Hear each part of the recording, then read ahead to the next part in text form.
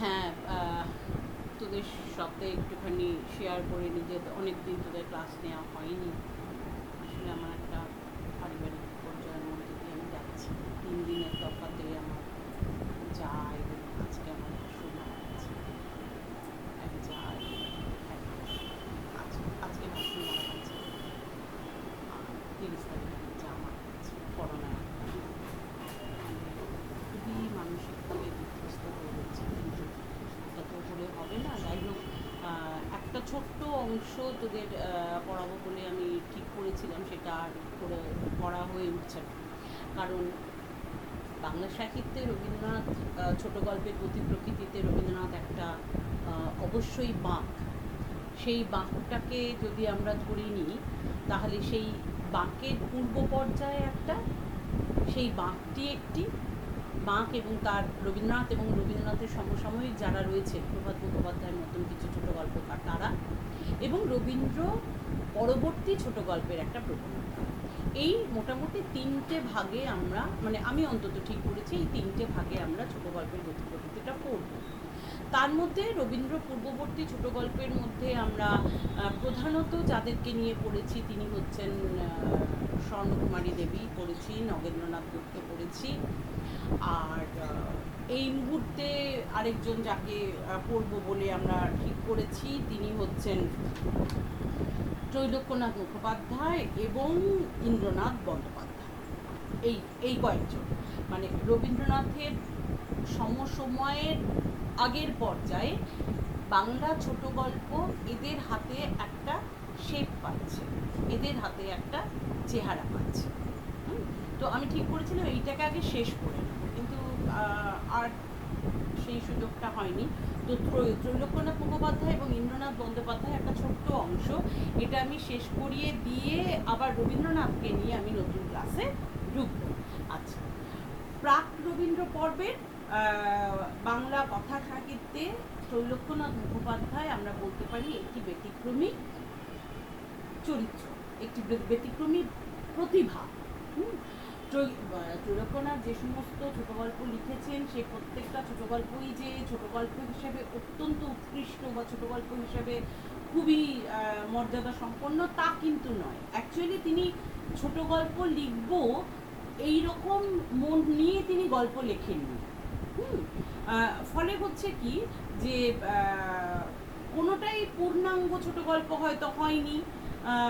ছোট গল্পের রচনা শৈলীও তার হাতে যে খুব পরিণত একটা চেহারা পেয়েছে সেটাও আমরা বলবো না, কিন্তু তিনি স্বভাব গল্পকার। ফলে হচ্ছে কি যে নিতান্ত স্বভাবের বশে তিনি মজার গল্প বা কৌতুকের গল্প একদম শিল্পী মনের অবচেতন থেকেই তিনি এই গল্পগুলো লিখতে শুরু করেছেন। অর্থাৎ তিনি স্বভাব শিল্পী, স্বভাব লেখক, যার ফলে হচ্ছে কি তার ভেতরে তার অবচেতনে গল্প লেখার একটা প্রবণতা, একটা প্রয়াস তৈরি হয়েছে। ওই জায়গা থেকে তিনি মজার মজার বিভিন্ন গল্প লিখেছেন, যার ফলে হচ্ছে কি খুব সযত্ন সচেতন প্রয়াস, যে একটা ছোট গল্প লিখবো বলে যে সযত্ন সচেতন প্রয়াস, সেটা কিন্তু ত্রৈলোক্যনাথের ছিল না। ফলে তার গল্পগুলো যে এটা একটা পূর্ণাঙ্গ ছোট গল্পের চেহারা নিয়েছে বা ছোট গল্প হিসেবে এটা খুব সার্থক ছোট গল্প, এইরকমভাবে তার গল্পগুলোকে কিন্তু আমরা ক্যাটাগরাইজ করতে পারি না। কিন্তু গল্প, যার ফলে হচ্ছে কি ছোট গল্প লেখার কোনো রকম সচেতন উদ্দেশ্য তার কখনোই ছিল না। অথচ যেগুলো তিনি লিখলেন সেগুলো পূর্ণাঙ্গ ছোট গল্প না হলেও সেগুলো ছোট গল্প, সেগুলো গল্প। এবং আমরা বুঝতে পারি যে ছোট গল্প যে বাংলা সাহিত্যে ঢুকে পড়ছে সেগুলো কিন্তু এদের হাত ধরে। এবং এই যে সচেতনভাবে ছোট গল্প লেখার কোনো প্রবণতাই তার মধ্যে ছিল না। তিনি স্বভাব গল্পকার এবং সেই গল্প বলবার যে একটা ঐকান্তিক প্রবণতা, সেইখান থেকেই যে তিনি কৌতুককর গল্পগুলো লিখতেন, এই সম্বন্ধে আমরা অসিত বন্দ্যোপাধ্যায় কি বলেছে একটু শুনি শোন। যাকে উদ্ভট রস বলে, গম্ভীর প্রকৃতির বাঙালির জীবনে ও সাহিত্যে তার বিশেষ অভাব আছে। যাকে উদ্ভট রস বলে, মানে উদ্ভট রস মানে কি, যেটা আমাদের জীবনে স্বাভাবিকভাবে ঘটে, সেটা আমাদের কখনো তেমনভাবে আনন্দ দেয় না বা আমাদের ভেতরে কোনো কৌতুক সৃষ্টি করে না। কোনো একটা লোক রাস্তা দিয়ে হাঁটতে হাঁটতে হঠাৎ করে পা মচকে গিয়ে পড়ে গেল, ধপাস করে পড়ে গেল, আমরা ও করে হেসে উঠলাম। কেন না, এটা একটা ব্যতিক্রমী কার্য। এটা একটা ব্যতিক্রমী কার্য। নর্মাল হাঁটতে হাঁটতে লোকটা সেই স্বাভাবিক ছন্দটা থেকে কেটে একটা অন্য কাজ করলো। বা ধরো দু পায়ে, এক পায়ে লাল চটি, এক পায়ে সবুজ চটি পড়লাম, কেউ পড়লো, আমরা দেখে হো করে হেসে উঠলাম। কেন না, এই যে বিচ্যুতিটা, যে নয় দু পায়ে সবুজ পড়বে, নয় দু পায়ে লাল পড়বে, এটাই নির্ধারিত একটা নিয়ম। এইবারে এইটা থেকে যখন সেই বিচ্যুতিটা ঘটছে, হ্যাঁ, যে লাল আর সবুজ দুটো পড়ছে, এই যে ব্যতিক্রমটা ঘটছে, এই ব্যতিক্রমটাই কিন্তু আমাদের কোথাও আনন্দ দিচ্ছে বা আমাদের কোথাও আমরা মজা পাচ্ছি। পাগলের পাগলামি দেখে আমরা মজা পাই, বা উল্টো পাল্টা কথা বললে আমরা মজা পাই। কেন না, আমাদের চিন্তনে যেটা স্বাভাবিক, যেটা ধারাবাহিক বা যেটা স্বাভাবিক, সেইখান থেকে যখন সেটা ব্যতিক্রমী কিছু হয়, তখনই সেটা আমাদের মানে কোনো কোনো ক্ষেত্রে সেটা আমাদেরকে মজার যোগান দেয়। কেমন এই যে উদ্ভটত্ব বলতে ধরো আমরা সুকুমার রায় যখন পড়ি, হ্যাঁ, ওই বলো, শুনতে পেলাম পোস্তা গিয়ে তোমার নাকি মেয়ের বিয়ে, গঙ্গারামকে পাত্র পেলে, জানতে চাও সে কেমন ছেলে। এইবার সেই জানাটা, মন্দ সে নয়, পাত্র ভালো, রং যদিও বেজায় কালো। তারপরে এগুলো আমরা বলি ননসেন্স লিটারেচার। ননসেন্স কথাটা কিন্তু এখানে অন্য অর্থ। আমরা ননসেন্স বলতে যেটা বোঝাই সেইটা কিন্তু নয়। ননসেন্স হচ্ছে যে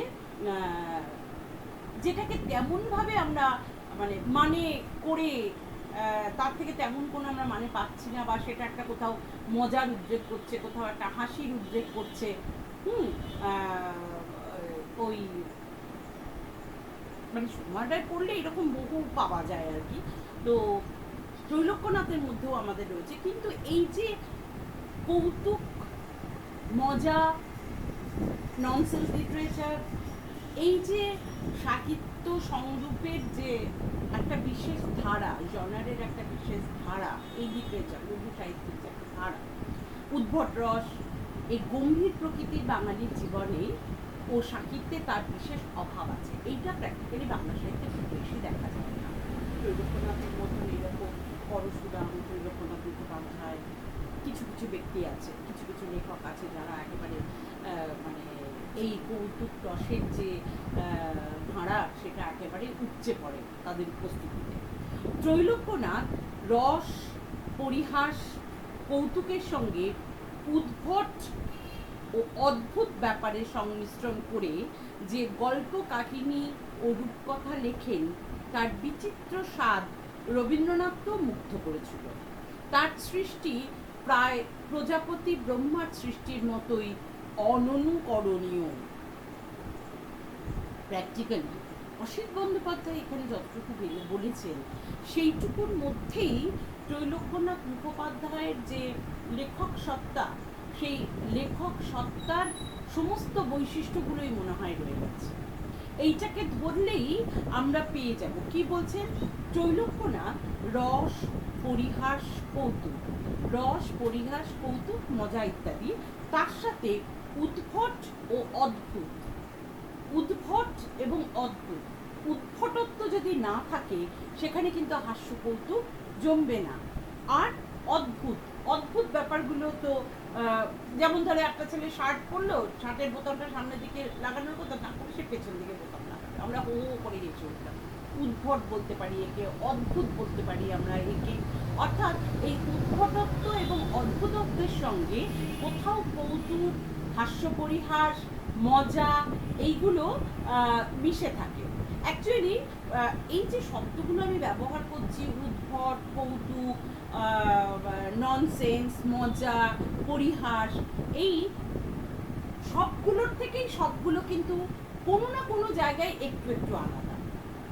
হ্যাঁ, যেটা উদ্ভট সেটা অদ্ভুত হয়তো নয়, কোথাও একটা ব্যতিক্রম আছে। অদ্ভুতের সঙ্গে অদ্ভুত তত্ত্ব এবং উদ্ভটত্বর সঙ্গে কৌতুকের একটা কোথাও লিঙ্ক রয়েছে। তো এই যে শব্দগুলো, এই শব্দগুলো সব একসঙ্গে মিলেমিশে গিয়ে ত্রৈলোক্যনাথের মধ্যে একটা ব্যতিক্রমী গল্পকারের সত্তা তৈরি হয়েছিল। তাই তিনি বলছেন যে কৌতুকের সঙ্গে উদ্ভট ও অদ্ভুত ব্যাপারের সংমিশ্রণ করে যে গল্পকাহিনী ও রূপকথা লেখেন, শুধু গল্পকাহিনী নয়, গল্পকাহিনীর সঙ্গে তিনি কি লিখছেন, রূপকথাও লিখছেন। অর্থাৎ রাজা রানী দত্তিদানার রূপকথাও তিনি লিখছেন।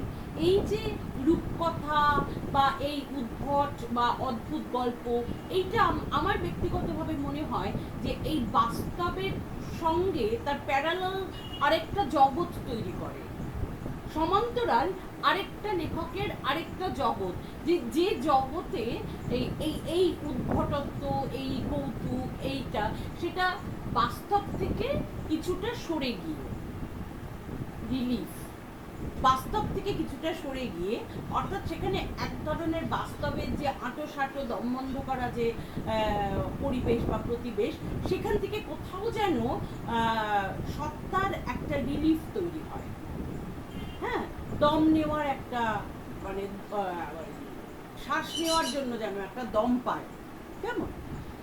এবং এই জায়গাটা বলছে যে তার বিচিত্র স্বাদ রবীন্দ্রনাথকে পর্যন্ত মুগ্ধ করেছিল। ত্রৈলোক্যনাথের যে গল্পের বিচিত্র স্বাদ, সেটা রবীন্দ্রনাথকে মুগ্ধ করেছিল। এবং অসিত বন্দ্যোপাধ্যায় বলছেন যে প্রজাপতি ব্রহ্মার সৃষ্টির মতোই অনুকরণীয়, অর্থাৎ যেটাকে অনুকরণ করা যায় না। ত্রৈলোক্যনাথ মুখোপাধ্যায় সম্বন্ধে এত বড় কথা যে তার যে স্টাইল এবং তার যে লেখনের যে শৈলী, সেই শৈলী একেবারে আনপ্যারালাল, যেটা অনুকরণীয়, যেটাকে অনুকরণ করা যাচ্ছে না। আচ্ছা, এর পাশাপাশি আমি যেটা বলি, ত্রৈলোক্যনাথ যত বেশি মজার, যত বেশি কৌতুকের, যত বেশি লঘু পরিহাসপ্রিয়তা তার গল্পের মধ্যে আমরা দেখি না কেন, ত্রৈলোক্যনাথ মুখোপাধ্যায়ের যদি বাস্তব জীবনটা আমরা পড়ি, আমরা কিন্তু দেখতে পাবো ত্রৈলোক্যনাথের বাস্তব জীবন অত্যন্ত দুর্বিষহ, অত্যন্ত মর্মপীড়াদায়ক এবং কষ্টকর। যত বেশি কষ্ট তিনি পেয়েছেন, যত বেশি দুর্বিপাক তাকে আষ্টে পৃষ্ঠে বিপর্যস্ত করে তুলেছেন, তত বেশি করে তিনি জীবনের সরসতাকে তার গল্পের মধ্যে এনেছেন, তত বেশি করে একেবারে পরিহাসপ্রিয়তা তাকে যেন একটা অল্টারনেটিভ জগতের, একটা সমান্তরাল জগতের খোঁজ দিয়েছে।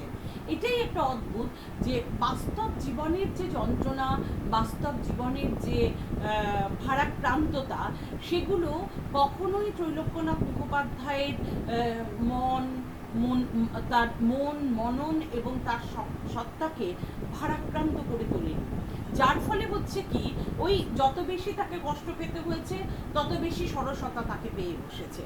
এবং তার লেখন শৈলীর মধ্যে, তার বিষয়বস্তু নির্বাচনের মধ্যে, তার রস পরিবেশনের মধ্যে, যার জন্য খুব বেশি করে কৌতুকময়তাকে আমরা লক্ষ্য করতে পারি, খুব বেশি করে কৌতুক প্রবণতাকে আমরা লক্ষ্য করতে পারি।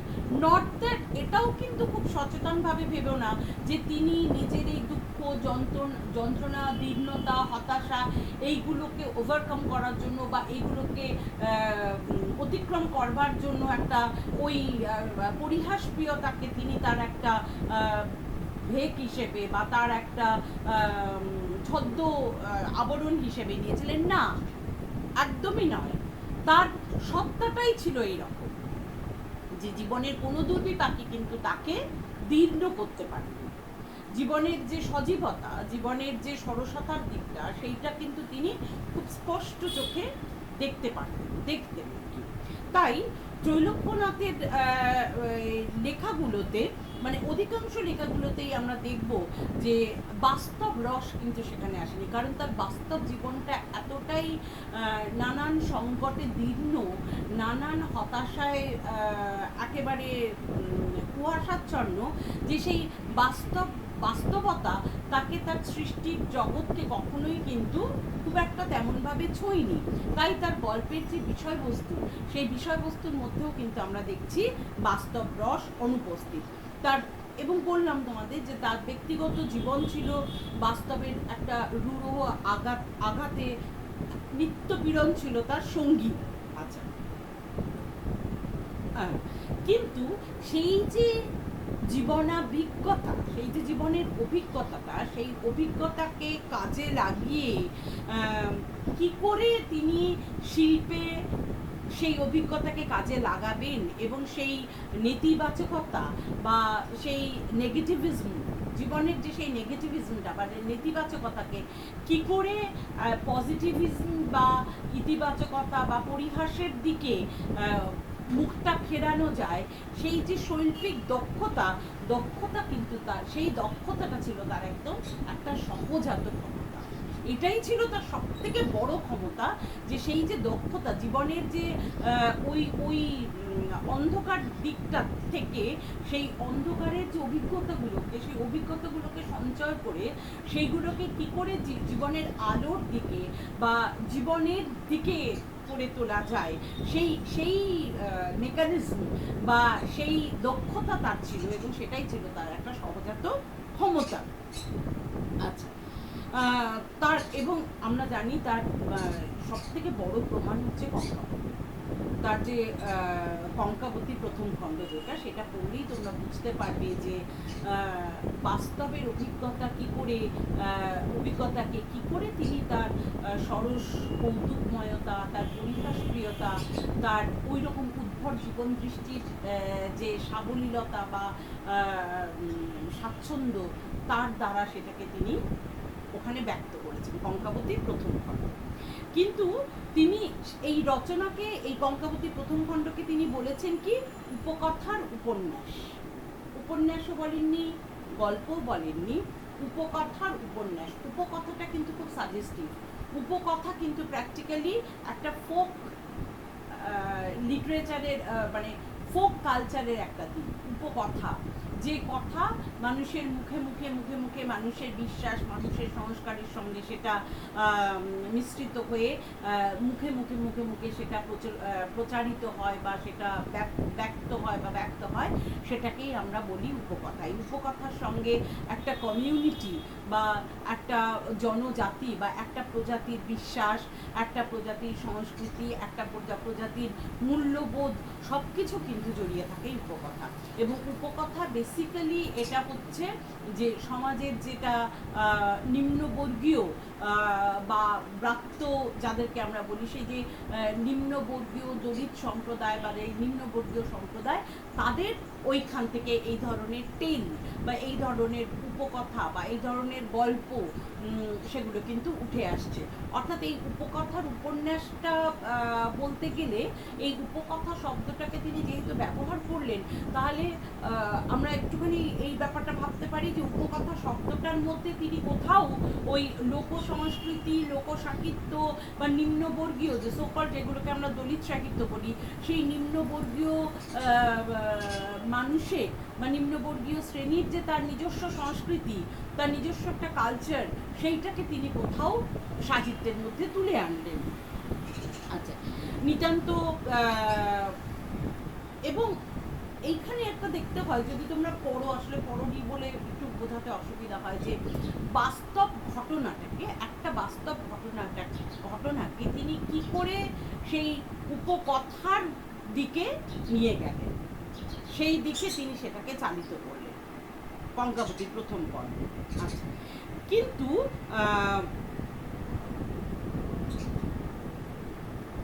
আচ্ছা, তবু তার রচনার কথা বলতে গিয়ে একটা জায়গায় আমরা অবশ্যই বলবো বা একটা গুণ লক্ষ্য করা যায়, যে যতই তিনি আজগুবি, যতই তিনি উদ্ভট, যতই তিনি অদ্ভুত কৌতুক আবরণের অন্তরালে তার গল্পগুলো থাক না কেন, মানে সবটুকুই কিন্তু ওইটা নয়। এটাও একটা খুব ভাইটাল পয়েন্ট, যে তার গল্পের সবটুকুই যে পরিহাস, উদ্ভট, আজগুবি কৌতুক তা নয়, তার পাশাপাশি গল্পও আছে, তার পাশাপাশি গল্পও আছে, কিন্তু সেই গল্পগুলো হয়তো জীবন সংলগ্ন গল্প, সেই গল্পগুলো হয়তো তার ওই তিক্ত জীবন অভিজ্ঞতার সঙ্গে ওতপ্রোতভাবে জড়িয়ে রয়েছে। মজা হচ্ছে জীবনকে তিনি অত্যন্ত একটা নৈর্ব্যক্তিক দৃষ্টি নিয়ে জীবনকে দেখেছিলেন। কেমন তার একটা অনাসক্ত মমতায় ভরা তার জীবন চিন্তা ছিল, অনাসক্ত, নিরাসক্ত বলবো না, নিরাসক্ত মানে তো সেখানে বৈরাগ্য চলে আসে, নিরাসক্ত মানে তো সেখানে জীবন থেকে অনেক ঊর্ধ্বে, অনাসক্ত, আসক্তি, আসক্তি নেই জীবনের প্রতি, কিন্তু জীবনের প্রতি একটা মমত্ব বোধ আছে, আসক্তি না থেকেও জীবনের প্রতি একটা ভালোবাসা আছে, জীবনের প্রতি একটা মমত্ব বোধ আছে, যার ফলে হচ্ছে কি সেই কৌতুক উদ্ভট আজগুবির পাশাপাশি যে গল্পগুলো উনি বলেছেন সেই গল্পগুলো হচ্ছে তার জীবন থেকেই তোলা, কিন্তু সেই গল্পগুলো বলেছেন ঠিকই, কিন্তু সেই গল্পগুলোর মধ্যে তিনি কোথাও নেই। গল্প বলেছেন, কথক, কথক, কথক যখন গল্প বলে তখন গল্পের সঙ্গে সেই কথক তার এক ধরনের অনাসক্তি তৈরি হয়, তাহলে সেটা গল্প হয় না, তাহলে সেটা গল্প হয়ে মানে গল্প বলা হয়ে ওঠে। কথক যখন গল্প বলে, গল্প স্টোরি টেলার যখন গল্প বলে, সেই বলার মধ্যে একটা মমত্ববোধও যেমন থাকে, আবার এক ধরনের অনাসক্তি থাকে যে ওই গল্পটা থেকে একটু দূরে দাঁড়িয়ে আমি ওই গল্পটাকে দেখে আমি গল্পটা বলছি, আমি কিন্তু রাজপুত্র হয়ে যাচ্ছি না, আমি কিন্তু রাজকন্যা হচ্ছি না, আমি কিন্তু রাজা হচ্ছি না, বাট আমি রাজপুত্রের কথা বলছি, রাজকন্যার কথা বলছি, রাজার কথা বলছি, একটা রাজত্বের কথা বলছি। আসলে এটাই হচ্ছে কথা যে ত্রৈলোক্যনাথের যে দুঃখময় জীবন এবং তাকে তার আশ্রয়ের জন্য, একটা সময় তাকে তার আশ্রয়ের জন্য এক জায়গা থেকে অন্য জায়গায় ছুটে ছুটে যেতে হয়েছে, ভীষণ কষ্টকর একটা জীবন, এবং এই যে এক স্থান থেকে আরেক স্থানে ছুটে যাওয়া, ঘুরে ঘোরাফেরা, এক ধরনের ইনসিকিউরিটি, হ্যাঁ, নিরাপত্তাহীনতা তাকে প্রতিনিয়ত তাড়িত করেছে, ফলে হয়েছে কি তাকে জীবন সম্বন্ধে, জীবন সম্পর্কে যে মোহময়তা, জীবন সম্পর্কে যে আসক্তি, সেই জায়গাটা থেকে তিনি অনেক সরে এসেছেন। জীবনকে একটা জীবনে আমি অনেকদিন থাকলে তবে তো সেই জীবনটার প্রতি আমার একটা আসক্তি তৈরি হয়, সেই জীবনটার প্রতি আমার একটা মায়া তৈরি হয়, একটা বাড়িতে যখন আমি দীর্ঘদিন থাকি তখন সেই বাড়িটার প্রতি আমার একটা মায়া তৈরি হয়, একটা মমতা তৈরি হয়, একটা আসক্তি তৈরি হয়। কেমন এই যেমন ধরো আমরা সরকারি চাকরি করি, আমাদের ট্রান্সফার করে দেয় এক জায়গায়, কোনো জায়গায় আমরা 5 বছর, কোনো জায়গায় 6 বছর, কোনো জায়গায় 4.5 বছর, ফলে হয় কি চাকরিটাকে হয়তো ভালোবাসি কিন্তু কোনো জায়গায় আমাদের সেরকম আসক্তি তৈরি হয় না, কারণ আমি তো জানি যে এটা আমার চিরস্থায়ী নয়, আমাকে 4 বছর 5 বছর বাদে আমাকে অন্য জায়গায় চলে যেতে হবে, ফলে এই যে অন্য জায়গায় চলে যেতে হবে বা এটা আমার চিরস্থায়ী ঠিকানা হতে পারে না, এই জায়গাটা থেকে, এই চিন্তা, এই ভাবনাটা থেকে কিন্তু একটা অনাসক্তি তৈরি হয় যে এর সাথে আমার সম্পর্কের গাঢ়তা খুব বেশি রাখাটা উচিত নয়, তাহলে আমি কষ্ট পাবো, এবং যেই মুহূর্তে আমার মনে হচ্ছে যে এই জায়গাটাতে আমার বাসস্থানটা চিরস্থায়ী নয়, তখনই এক ধরনের সেইটার প্রতি এক ধরনের অনাসক্তি তৈরি হয়ে যায় যে একটা টাইমে আমাকে এখান থেকে শিফট করে যেতে হবে। তো ওনারও তাই, যে ওনার বাসস্থানের জন্য, আশ্রয়ের জন্য ওনাকে এত বেশি এক জায়গা থেকে আরেক জায়গায় ছুটে যেতে হয়েছে, এই ছুটে যাওয়ার ফলেই কোনো একটা জায়গার প্রতি, কোনো একটা নির্দিষ্ট জীবনের প্রতি, জীবনের কোনো একটা ফেজের প্রতি তার কিন্তু সেই রকম ধরনের মোহ, সেই রকম টান কিন্তু তৈরি হয়নি, বরং তার জীবনের প্রতি এক ধরনের অনাসক্তি তৈরি হয়েছে, এবং এই অনাসক্তি থেকে, এই যে একটা নির্মোহ ভাবটা থেকেই, এই জায়গাটা থেকেই কিন্তু তার গল্পে রঙ্গব্যঙ্গের পরিহাস, হ্যাঁ, কারণ জীবনের প্রতি তো তার এক ধরনের অনাসক্তি, এক ধরনের নির্মোহ ভাব তৈরি হয়ে গেছে। ফলে সেই যে জীবনটা, সেই জীবনের প্রতি তার তো কোনো আসক্তি নেই। ফলে ওই জীবনটাকে নিয়ে কিন্তু তিনি খুব অবলীলায় ইয়ে করতে পারেন, মজা করতে পারেন, কৌতুক করতে পারেন, উদ্ভট গল্প লিখতে পারেন এই জায়গাটা থেকে বেসিক্যালি। এবং এই রঙ্গব্যঙ্গের পরিহাস যেমন করেছেন, তেমনি জীবন ও সমাজকে বিদ্ধ করেছেন।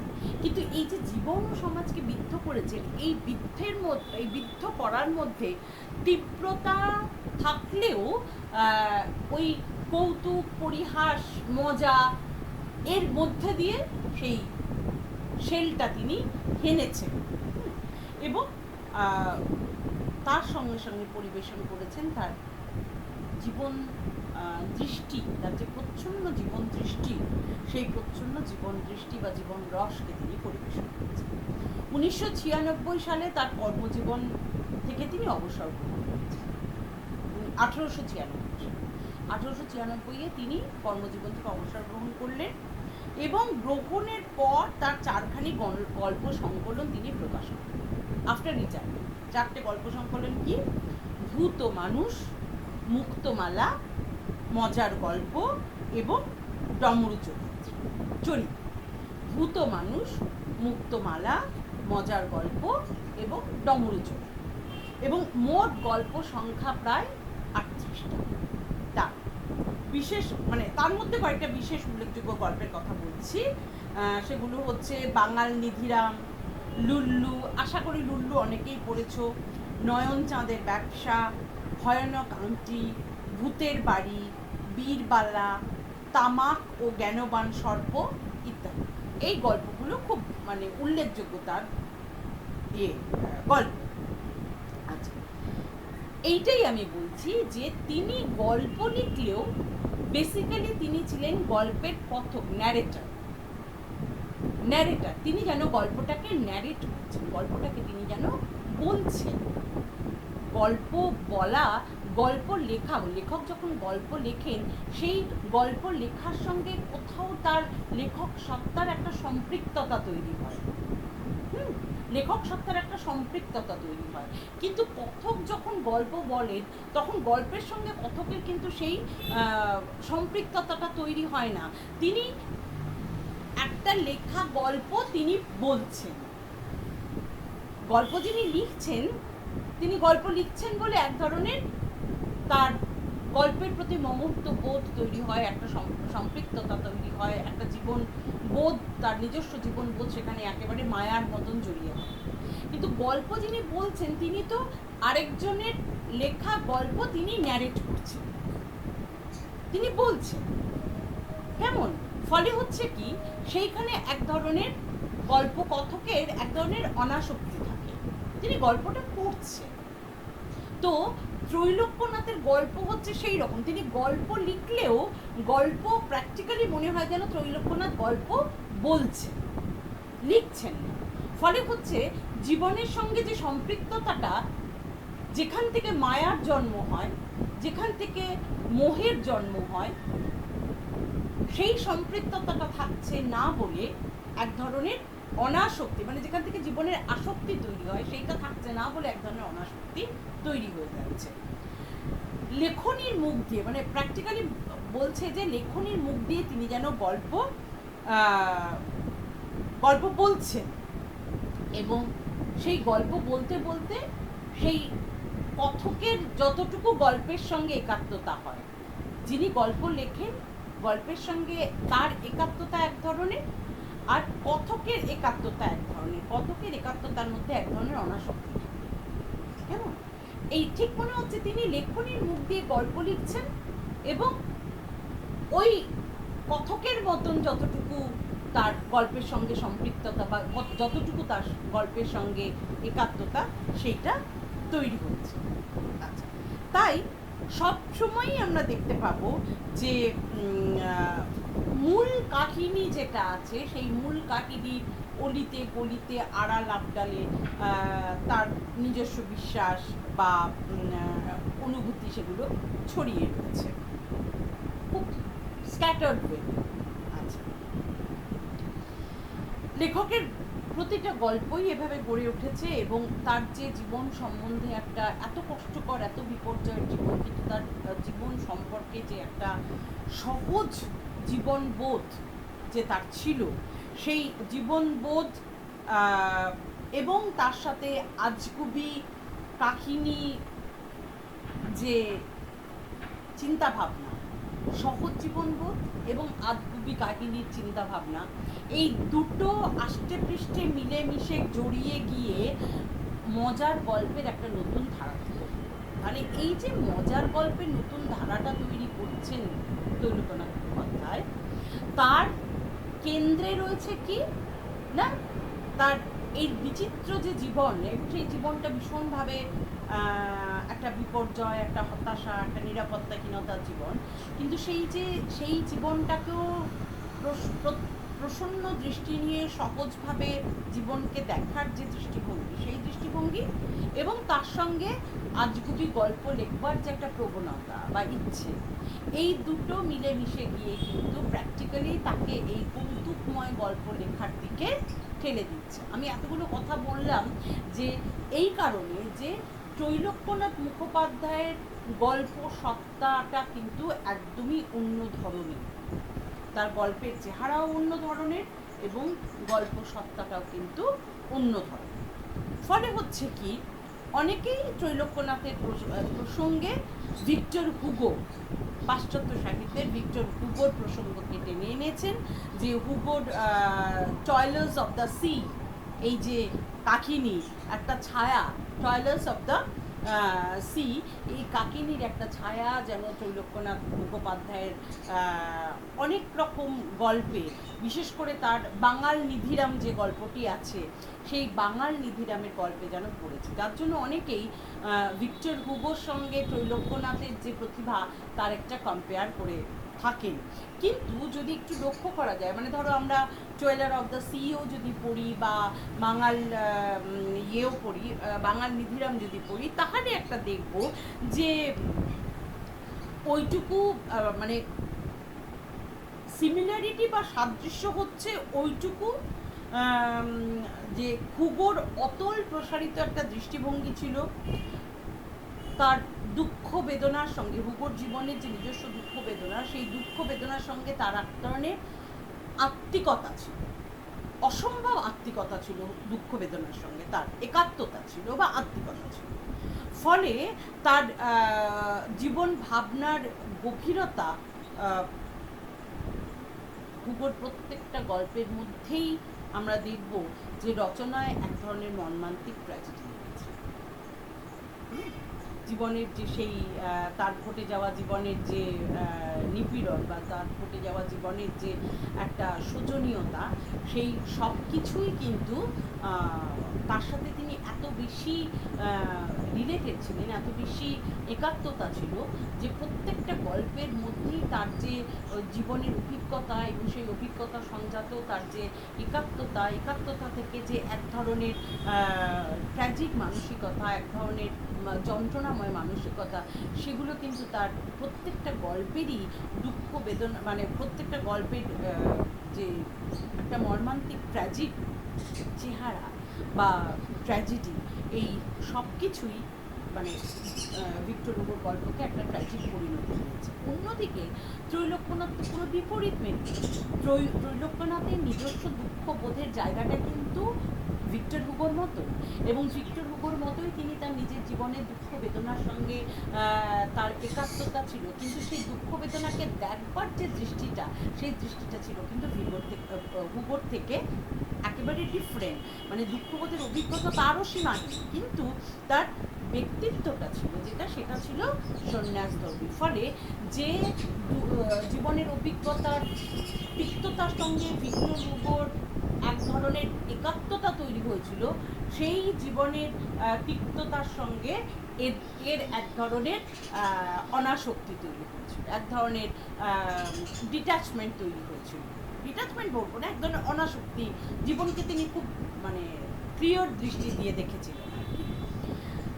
কিন্তু উদাসীন হয়েও জীবনের প্রতি তিনি কিন্তু নির্মম, ওই যে বললাম উদাসীন, বাট জীবনের প্রতি তার একটা কোথাও মমত্ব জীবন উদাসীন বলেই আমি জীবনকে একবারে নির্মমভাবে তাকে দেখেছি তা না, উদাসীন হতে পারেন, কিন্তু জীবনের প্রতি তার একটা মমত্ব ছিল। যেমন ওই গৃহী সন্ন্যাসী হয়, গৃহী সন্ন্যাসী যেমন, তিনি সন্ন্যাসী, অনাসক্তি তার আছে, কিন্তু সংসারকে সে ভালোবাসে, সংসারকে সে ভালোবাসে, সংসারের মধ্যে সে আবদ্ধ, কিন্তু মধ্যে থেকেও একটা কোথাও উদাসীনতা কাজ করে। তো ত্রৈলোক্যনাথের লেখক সত্তাটা ছিল সেই রকম। তাই জীবনের যে টুকরো টুকরো সুখ এবং দুঃখ তার চেতনায় একেবারে স্বতন্ত্র মূল্য দাবি করে না, যে এই ঘটনাটা একটা আলাদা ভ্যালু আছে, ওই ঘটনাটার একটা আলাদা ভ্যালু আছে, ওই ঘটনাটার একটা আলাদা মূল্য রয়েছে।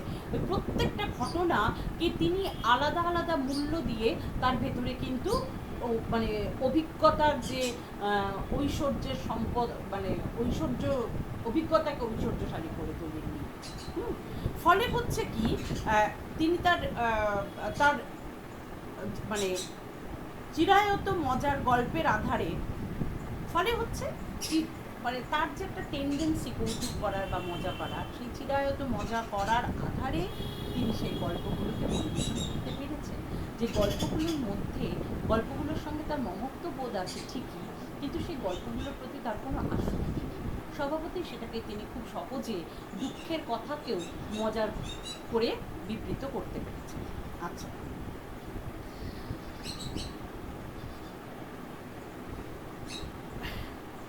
ত্রৈলোক্যনাথের গল্পের আরেকটা বৈশিষ্ট্য হচ্ছে যে তার গল্পে আঘাত নেই, ব্যঙ্গ, তীব্রতা, তির্যক, সেই রকমভাবে কিন্তু রক্তাক্ত করে না ত্রৈলোক্যনাথ মুখোপাধ্যায়ের গল্প। পাঠকের মনকে যেখানেই তিনি বাস্তবের মাটিতে দাঁড় করিয়ে দিয়েছেন, সেখানেই পাঠকের মন প্রচণ্ড ঝাঁকুনি খেয়েছে, কারণ তার বাস্তবের অভিজ্ঞতা এমন ঝাঁকুনি খেয়েছে। কিন্তু যেই মুহূর্তে তিনি বুঝেছেন যে পাঠকের সচেতন মন তাঁর এই জীবনাভিজ্ঞতায় একটা বিরাট ঝাঁকুনি খেয়েছে, ঠিক সেই মুহূর্তে তিনি যেন অট্টহাসিতে ফেটে পড়েছেন, এবং সেই অট্টহাসিতে তিনি খান খান করে দিয়েছেন জীবনের এই গাম্ভীর্য বা জীবনের এই যে গম্ভীরময় চেহারা বা গম্ভীরময় রূপটাকে। কেমন ডমরু চরিত হচ্ছে এইরকমই একটা তার লেখা। এই গল্পে লেখকের যে জীবনের অভিজ্ঞতা, তার বিচিত্র উদ্ভাস আছে ডমরু চরিত্রের মধ্যে, কিন্তু জীবনের যে বিচিত্র অভিজ্ঞতার মধ্যে দিয়ে জীবনের যে সেই উত্তাপটা যেন কোথাও পাঠকের মর্ম পীড়ার কারণ হয় না, পাঠককে কোথাও কষ্ট দেয় না, কেমন বরং গল্প বলে তিনি পাঠককে খুশি করতে চান। তা সে, এবং এই যে খুশি করতে চাওয়া, সেটা হচ্ছে একদম নির্ভর কৌতুক রসের, নির্ভর কৌতুক রসে। যখনই তিনি বুঝতে পেরেছেন যে পাঠকের হৃদয়ে কোথাও একটা গিয়ে বিষণ্ণতা বা গাম্ভীর্যের তল খুঁজতে চাইছে, ঠিক সেই জায়গাটাতে তার এই যে প্রচ্ছন্ন দৃষ্টি, তার যে কৌতুক প্রবণতা, তাকে একদম নির্ভর একটা খুশির স্বাদ তিনি সেই গল্পের মধ্যে নিয়ে আসছেন। ফলে হচ্ছে কি, ত্রৈলোক্যনাথকে প্র্যাকটিক্যালি বলা হচ্ছে বাংলা সাহিত্যের প্রথম হিউমারিস্ট, হিউমার করা, কৌতুক করা, স্যাটার, হিউমার। হ্যাঁ, স্যাটারটা অন্যরকম, হিউমারটা আরেক রকম। হিউমারের মধ্যে কোনো শ্লেষ থাকে না, কোনো ব্যঙ্গ থাকে না, কোনো বিদ্রুপ থাকে না, কাউকে আঘাত করার কোনো প্রবণতা থাকে না, সহজ সরল একটা হাসির স্বচ্ছতা যেন সেখানে সবসময় প্রবহমান। তো ত্রৈলোক্যনাথকে আমরা বলতে পারি বাংলা গল্পের জগতে, বাংলা ছোট গল্পের জগতে প্রথম হিউমারিস্ট, যিনি কৌতুক রসের গল্প বলতে পারছেন। এটা কিন্তু রবীন্দ্রনাথের সময়ে ঠিক নয়, রবীন্দ্রনাথ আসছেন, ত্রৈলোক্যনাথ তখন এইরকম একটা সময়। আচ্ছা, এই হলো ত্রৈলোক্যনাথ মুখোপাধ্যায়। আর ত্রৈলোক্যনাথের ঠিক বিপরীত মেজাজে রয়েছেন কে? ইন্দ্রনাথ বন্দ্যোপাধ্যায়।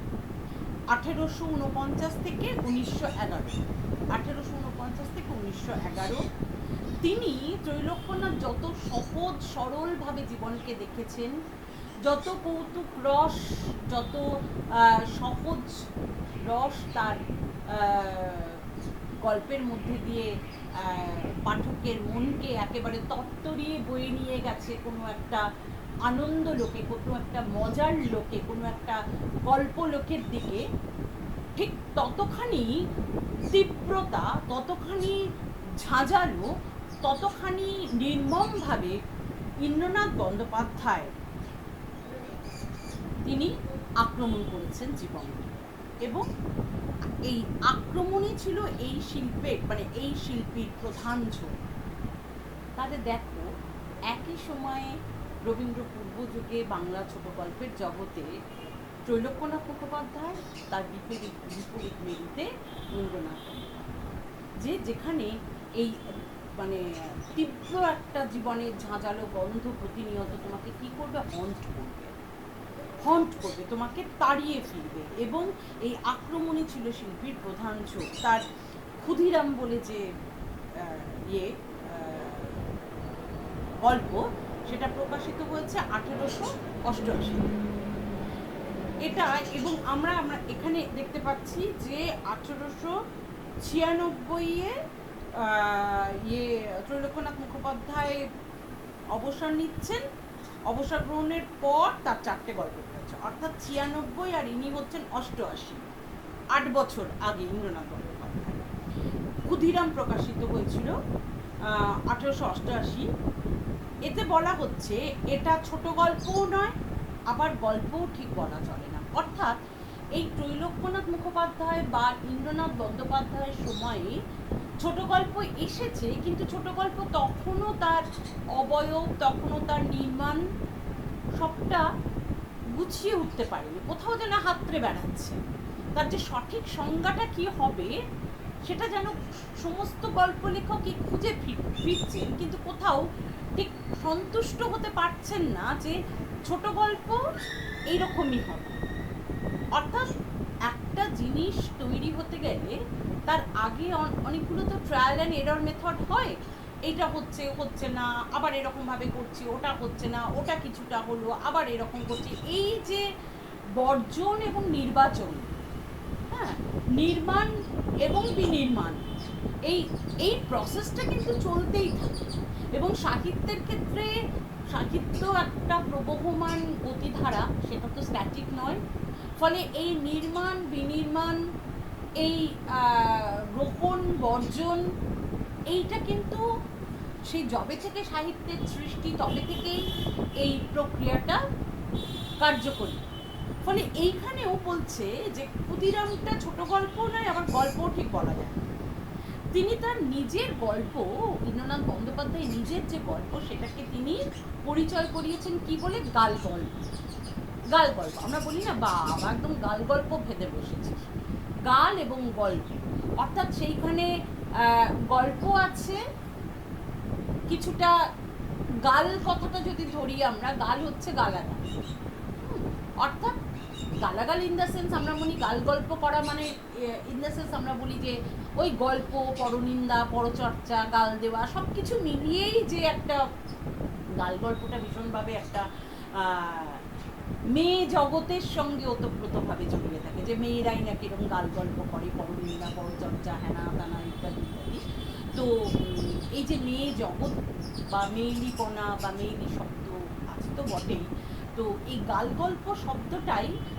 গল্প শব্দটাও ভীষণভাবে এইরকম একটা নারী জগতের অন্তরঙ্গ, নারীর অন্তরঙ্গ জগতের বা তার নিজস্ব যে অন্দরমহলের যে সংস্কৃতি, 19th সেঞ্চুরির যে অন্দরমহলের সংস্কৃতি, সেই অন্দরমহলের সংস্কৃতির সঙ্গে কিন্তু এই গাল গল্পটা শব্দটা ভীষণ জুড়ে যায়। অথচ ইন্দ্রনাথ বন্দ্যোপাধ্যায় তার নিজের গল্পগুলোকে এইরকম একটা শব্দ দিয়ে তিনি সেটাকে ব্যাখ্যা করলেন যে তার গল্পগুলো হচ্ছে গাল।